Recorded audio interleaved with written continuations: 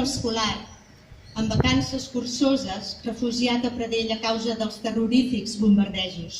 A la part més baixa, amb una font, que és la perla rutilant del tros i que dona lloc a uns bancals d'horta difícils, però amplis.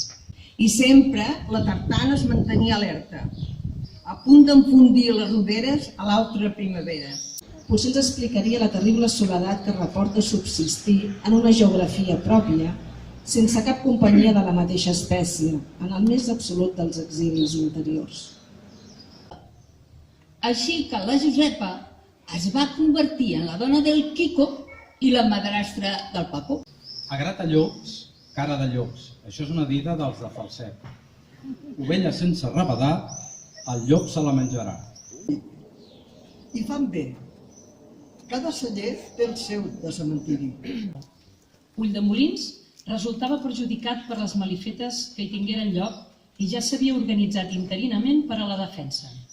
Se m'encén la fiblada de la nostàlgia quan ell, sol·lícit amb les visites, ens ensenya el celler i les eines que hi té penjat. Pel nord, amb el terme de Porrera. Per l'est, amb el Baix Camp.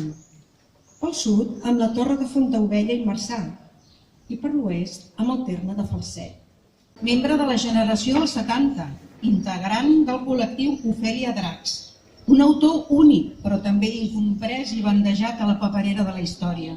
Que trobava poc versemblant que al lavabo d'un cau de jazz algú s'hagués descuidat justament una peça de Bach adaptada perquè un pianista la toqués només amb la mà esquerra. A més de Xavier Amorós, Adam Manyer, director de Serveis Territorials de Cultura de Tarragona, el poeta flixenc Albert Guiu,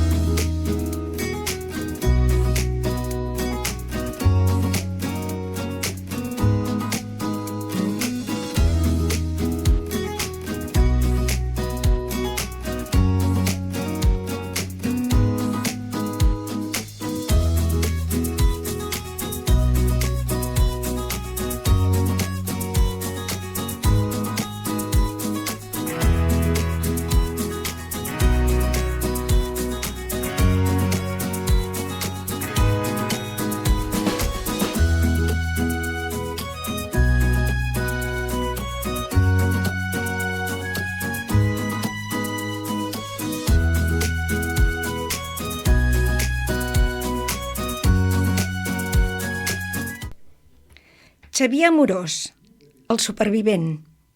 A Pradell, als bancals dels Esquarts, baixant a mà dreta, com aquell qui va a l'estació, hi havia entre la vinya un cep enorme, robust, endurit per la velloria.